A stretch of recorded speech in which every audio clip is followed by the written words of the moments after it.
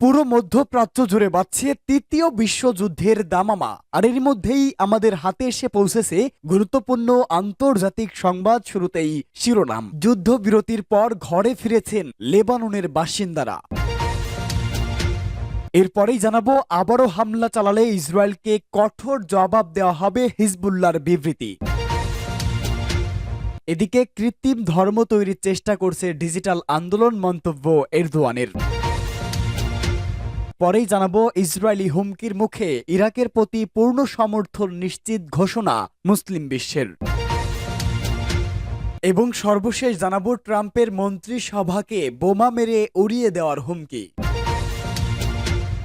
যুদ্ধবিরতির পর ঘরে ফিরছেন লেবাননের বাসিন্দারা। এক বছরের বেশি সময় ধরে চলা সংঘাতের পর লেবাননে যুদ্ধবিরতিতে সম্মত হয়েছে ইসরায়েল। ভোর থেকেই এই যুদ্ধবিরতি কার্যকর হয়েছে, ফলে স্বস্তির নিঃশ্বাস ফেলেছেন দেশটির বাসিন্দারা। পাশাপাশি নিজেদের ঘরে ফিরতে শুরু করেছেন তারা। গতকাল বুধবার এই যুদ্ধবিরতি কার্যকর হয়। আল জাজিরার এক প্রতিবেদনে জানানো হয়েছে, ইসরায়েল এবং হিজবুল্লাহর মধ্যে যুদ্ধবিরতি কার্যকর হয়েছে। বুধবার ভোর 4টার দিকে এটি কার্যকর হয়, ফলে দক্ষিণ লেবাননের বাস্তুচ্যুত বাসিন্দারা যুদ্ধবিরতি শুরু হওয়ার কয়েক ঘন্টার মধ্যে তাদের বাড়িতে ফিরতে শুরু করে। ইসরায়েলি সামরিক বাহিনী লেবাননের পূর্ব অঞ্চলের বাসিন্দাদের ঘরে ফেরার ব্যাপারে সতর্ক করেছে, তবে তাদের সতর্কতা উপেক্ষা করে হাজার হাজার মানুষ দক্ষিণ লেবাননে পাড়ি দিয়েছে। লেবাননের স্পিকার নাবি বেরি বাসিন্দাদের ঘরে ফেরার আহ্বান জানিয়েছে। তিনি বলেন, আমি আপনাদের ঘরে ফেরার আহ্বান জানাচ্ছি। টেলিভিশনে দেওয়া এক বক্তব্যতে নাবি বেরি এসব কথা বলেন। ইসরায়েলের সংবাদ মাধ্যম টাইমস অফ ইসরায়েল এক প্রতিবেদনে বলা হয়েছে, বুধবার মধ্যরাতে ইসরায়েলের প্রধানমন্ত্রী বেনিয়ামিন নেতানিয়াহু যুদ্ধবিরতি ঘোষণা দিয়েছে। প্রাথমিক অবস্থায় 60 দিনের যুদ্ধবিরতি ঘোষণা করা হয়েছে, যা পরবর্তী সময়ে আরও বাড়ানো হতে পারে। আবার হামলা চালালে ইসরায়েলকে কঠোর জবাব দেয়া হবে, হিজবুল্লাহর বিবৃতি। লেবাননের বিরুদ্ধে ইহুদিবাদী ইসরায়েল আবার হামলা চালানোর চেষ্টা করলে তার কঠোর জবাব দেওয়া হবে বলে হুঁশিয়ারি দিয়েছে ইসলামী প্রতিরোধ আন্দোলন হিজবুল্লাহ। সংগঠনটি হাজার হাজার সফল অভিযানে দিশেহারা হয়ে তেল আবিব হিজবুল্লাহর সঙ্গে যুদ্ধবিরতি চুক্তি করতে বাধ্য হওয়ার পর বুধবার এই হুঁশিয়ারি দেয় প্রতিরোধ আন্দোলন। হিজবুল্লাহ বিবৃতিতে সতর্ক করে দিয়ে বলে, লিতানি নদীর দক্ষিণে অন্তত 300টি প্রতিরক্ষা লাইন স্থাপন করেছে সংগঠনটি। এই লাইনে মোতায়েন যোদ্ধারা উচ্চ মাত্রায় প্রস্তুতি নিয়ে রেখেছে এবং তাদের কাছে রয়েছে উপযুক্ত সমরাস্ত্র ও অত্যাধুনিক সাজ সরঞ্জাম। বিবৃতিতে বলা হয়, ইসলামী প্রতিরোধ অপারেশনস রুম নিশ্চিত করেছে যে বিভিন্ন সামরিক সক্ষমতার অধিকারী যোদ্ধারা ইসরায়েলি শত্রুর উচ্চাকাঙ্ক্ষা ও হামলা মোকাবেলা করার জন্য সম্পূর্ণভাবে প্রস্তুত থাকবে। এতে আরও বলা হয়, হিজবুল্লাহ যোদ্ধাদের চোখ সীমান্তের ওপারে শত্রু বাহিনীর গতিবিধি এবং পশ্চাৎপসরণকে অনুসরণ করতে থাকবে এবং লেবাননের সার্বভৌমত্ব রক্ষা করার পাশাপাশি এদেশের জনগণের মর্যাদা ও সম্মানের স্বার্থে তাদের হাত সার্বক্ষণিক ট্রিগারে থাকবে। এর আগে আমেরিকার মধ্যস্থতায় মঙ্গলবার হিজবুল্লাহর সঙ্গে যুদ্ধবিরতি দিয়ে দক্ষিণ লেবানন থেকে সেনা প্রত্যাহার করতে সম্মত হয় ইহুদিবাদী ইসরায়েল। বুধবার সকাল থেকেই ওই যুদ্ধবিরতি কার্যকর হয়। 2 মাস মেয়াদী যুদ্ধবিরতি চুক্তিতে বলা হয়েছে, 60 দিনের অন্তর্বর্তী সময়সীমার মধ্যে ইসরায়েলি বাহিনী লেবাননের দক্ষিণ অঞ্চল থেকে সেনা প্রত্যাহার করে নেবে। সেখানে লেবাননের সরকার বাহিনী 5000 সেনা মোতায়েন থাকবে। 2023 সালের 7 অক্টোবর গাজা উপত্যকার উপর ভয়াবহ হামলা শুরু করে ইহুদিবাদী ইসরায়েল। গাজা নিয়ন্ত্রণকারী ইসলামী প্রতিরোধ আন্দোলন হামাসের সঙ্গে একত্রতা প্রকাশ করে সেদিন থেকেই ইসরায়েলের বিরুদ্ধে হামলা চালিয়ে আসছে হিজবুল্লাহ। তাদের হামলায় উত্তর ইসরায়েলের অন্তত 60,000 ইহুদিবাদী অভিবাসী বাস্তুচ্যুত হয়েছে। এছাড়া গোটা ইসরায়েল জুড়ে হিজবুল্লাহর সাম্প্রতিক হামলায় দিশেহারা হয়ে পড়েছে তেল আবিব। আর এতে করেই যুদ্ধবিরতিতে সম্মত হয়েছে নেতানিয়াহু সরকার।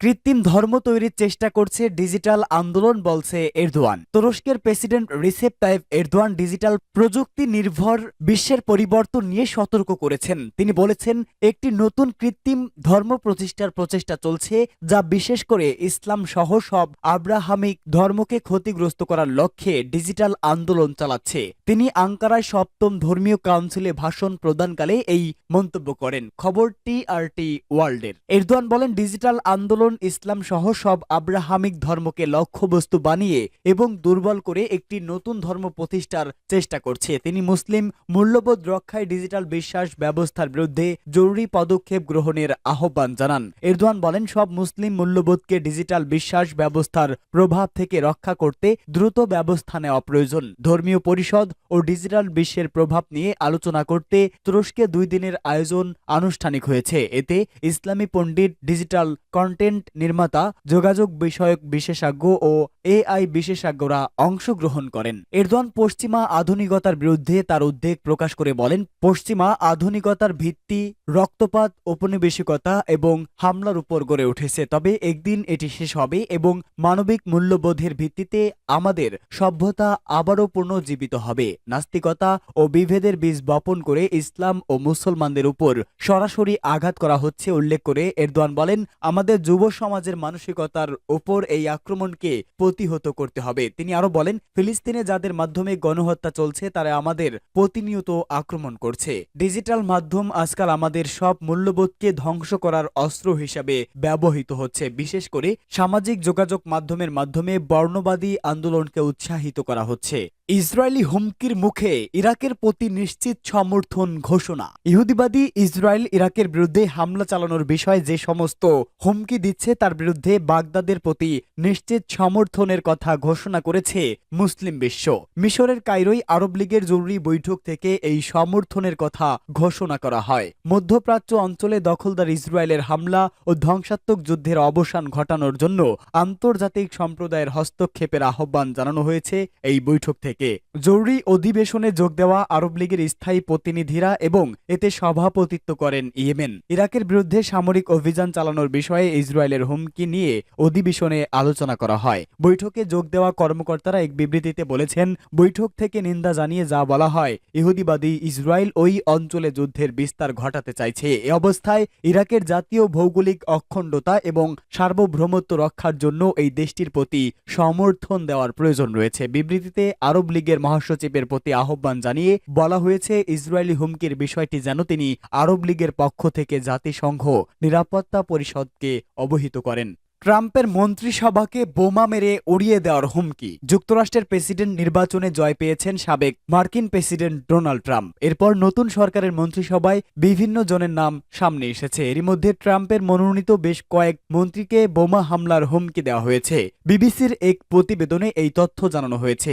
মার্কিন কেন্দ্রীয় গোয়েন্দা সংস্থা FBI জানিয়েছে তাদের নজরে এই ধরনের বেশ কয়েকটি হুমকি ও ভুয়া ফোন কল এসেছে। এসব ফোন কলে মনোনীত মন্ত্রীদের বাড়িতে পুলিশ পাঠানোর মতো পরিস্থিতি তৈরি হয়েছে। বিবিসির প্রতিবেদনে জানা যায়, অন্তত 9 জন মনোনীত মন্ত্রীকে এ ধরনের হুমকি দেওয়া হয়। এসব মন্ত্রীরা ট্রাম্পের প্রতিরক্ষা, আবাসন, কৃষি ও শ্রম মন্ত্রণালয়ের দায়িত্ব পেয়েছেন। এছাড়া জাতিসংঘে ট্রাম্পের মনোনীত মার্কিন রাষ্ট্রদূতকেও বোমা হামলার হুমকি দেওয়া হয়। পুলিশ এরই মধ্যে এসব ঘটনার তদন্ত শুরু করেছে। ট্রাম্পের ট্রানজিশন টিমের একজন মুখপাত্র ক্যারোলিন লেভিট জানান, ট্রাম্পের মনোনীত ব্যক্তিরা এবং তাদের পরিবার হিংসাত্মক ও বিদেশি হুমকির লক্ষ্যবস্তুতে পরিণত হয়েছে। এসব ব্যক্তির নিরাপত্তা নিশ্চিত করতে আইন শৃঙ্খলা রক্ষাকারী বাহিনী দ্রুত পদক্ষেপ নিয়েছে বলেও জানান তিনি বলেন, কোনো ধরনের বিপজ্জনক আক্রমণ রিপাবলিকানদের নির্দিষ্ট লক্ষ্যবস্তু থেকে দূরে রাখতে পারবে না।